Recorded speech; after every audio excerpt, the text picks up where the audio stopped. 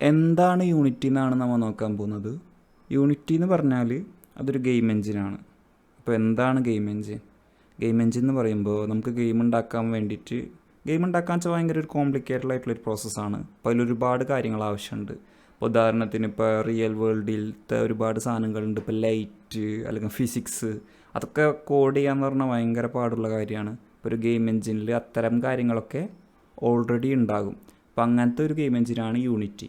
ഇപ്പോൾ യൂണിറ്റി നമ്മൾ ഉപയോഗിക്കുകയാണെങ്കിൽ നമുക്ക് ഗ്രാവിറ്റി അങ്ങനത്തെ സാധനങ്ങളൊന്നും നമുക്ക് ഓൾറെഡി കോഡ് ചെയ്ത് വെക്കേണ്ട ആവശ്യമില്ല. ഓൾറെഡി യൂണിറ്റിക്ക് ഒരു ഫിസിക്സ് എഞ്ചിനൊക്കെ ഉണ്ട്. അപ്പോൾ അങ്ങനത്തെ കാര്യങ്ങളൊക്കെ യൂണിറ്റി തന്നെ എടുത്തുകൊള്ളും. നമ്മൾ അതിനു വേണ്ടി പ്രത്യേകിച്ച് കൂടുതലായിട്ട് കോഡ് ചെയ്യൊന്നും വേണ്ട. പിന്നെ യൂണിറ്റി പോലത്തെ ഒരു സോഫ്റ്റ്വെയർ ഉപയോഗിക്കുന്നത് ആൻഡ്രോയിഡ് സ്റ്റുഡിയോ പോലുള്ള ഒരു സോഫ്റ്റ്വെയർ വെച്ചാണ് നമ്മൾ ഗെയിം ഉണ്ടാക്കുകയാണെങ്കിൽ ഈ ആൻഡ്രോയിഡിൽ മാത്രമേ അത് വർക്ക് ചെയ്യുള്ളൂ. അതേപോലെ തന്നെ സ്വിഫ്റ്റ് പോലത്തെ ഒരു സോഫ്റ്റ്വെയർ വെച്ച് iOS ഡെവലപ്മെൻറ്റ് ചെയ്യുന്ന പോലെ ഗെയിം ഉണ്ടാക്കുകയാണെങ്കിൽ അത് ഐഫോൺ ഐപാഡിൽ മാത്രം വർക്ക് ചെയ്യുള്ളൂ. പക്ഷേ യൂണിറ്റിയിൽ നമ്മൊരു ഗെയിം ഉണ്ടാക്കുകയാണെങ്കിൽ അത് ഏത് ഒരു ഡിവൈസിന് വേണ്ടിയും നമുക്ക് എക്സ്പോർട്ട് ചെയ്യാം. ഒരു ഉദാഹരണത്തിന് നമ്മൾ യൂണിറ്റിയുടെ സൈറ്റിൽ നോക്കുകയാണെങ്കിൽ യൂണിറ്റിയിൽ നമ്മൾ ഒരു തവണ ഗെയിം ഉണ്ടാക്കുകയാണെങ്കിൽ iOS, Android, Windows, Microsoft Store, Linux, WebGL, PlayStation, Xbox, Stadia, Nintendo Switch, ആപ്പിളിൻ്റെ tvOS, അങ്ങനെ ഒരുപാട് സാധനങ്ങളിൽ നമുക്ക് വർക്ക് ചെയ്യും. അതിന് പ്രത്യേകം നമുക്ക് ഓടുന്ന എഴുതണമെന്നില്ല. ഒറ്റ തവണ നമ്മൾ യൂണിറ്റിലൊരു ഗെയിം ഉണ്ടാക്കിയിട്ട് നമുക്ക് എക്സ്പോർട്ട് ചെയ്യാം. അതും ആൻഡ്രോയിഡിലൊക്കെ എക്സ്പോർട്ട് ചെയ്യാന്ന് വെച്ചാൽ ജസ്റ്റ് 1 ക്ലിക്ക് എക്സ്പോർട്ടാണ്. അതിൽ നമുക്ക് പ്രത്യേകിച്ച് അങ്ങനെ വലിയ അഡ്വാൻസ്ഡ് ആയിട്ടുള്ള നേറ്റീവ് ഫീച്ചേഴ്സൊന്നും ഉപയോഗിക്കാത്തടത്തോളം കാലം പ്രത്യേകിച്ച് നമ്മൊന്നും എക്സ്ട്രാ ചെയ്യേണ്ട ആവശ്യമില്ല. പിന്നെ യൂണിറ്റിയുടെ വേറൊരു ഗുണം എന്ന് പറഞ്ഞാൽ അതൊരു ഫ്രീ ആയിട്ടുള്ള സോഫ്റ്റ്വെയർ ആണ്.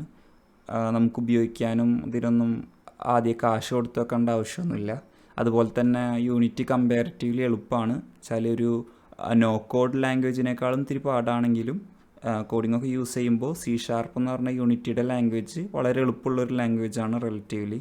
പിന്നെ അതുപോലെ തന്നെ ഏറ്റവും കൂടുതൽ ആൾക്കാർ ഉപയോഗിക്കുന്ന ഒരു ഗെയിം എഞ്ചിനാണ് യൂണിറ്റി എന്ന് പറയുന്നത്. അത് ഏറ്റവും പോപ്പുലറാണ്. അതുകൊണ്ട് തന്നെ ഒരുപാട് ട്യൂട്ടോറിയൽസും സപ്പോർട്ടൊക്കെ കിട്ടും. അപ്പോൾ നിങ്ങൾക്ക് ഗെയിം ഉണ്ടാക്കുന്നതിൻ്റെ ഇടയിൽ വല്ല ഡൗട്ടൊക്കെ വരാണെന്ന് വിചാരിക്കുക, എന്തായാലും വരും. എന്തെങ്കിലും പ്രോബ്ലമൊക്കെ വന്നാൽ ഗൂഗിൾ ചെയ്ത് നോക്കുമ്പോൾ ആൻസർ കിട്ടാൻ ചാൻസ് വളരെ കൂടുതലാണ്. കാരണം ഒരുപാട് ലക്ഷക്കണക്കിന് കോടിക്കണക്കിന് ആൾക്കാർ ഉപയോഗിക്കുന്ന ഒരു എഞ്ചിനായതുകൊണ്ട് തന്നെ ഒരുപാട് സപ്പോർട്ടും ആൻസേഴ്സൊക്കെ ഉണ്ടാവും. ഇപ്പോൾ നിങ്ങൾക്കൊരു സാധാ എന്തെങ്കിലും ഒരു പ്രോബ്ലം വന്നാൽ ലോകത്ത് ഇതിനു മുമ്പും ഉപയോഗിച്ച ഒരാൾക്ക് ഇതേ പ്രോബ്ലം തന്നെ വന്നിരിക്കാം, ആളത് റിപ്പോർട്ട് ചെയ്തിരിക്കാം. അപ്പോൾ ഒരുപാട് പേര് അതിന് ഉത്തരം കൊടുത്തിട്ടുണ്ടാവാം.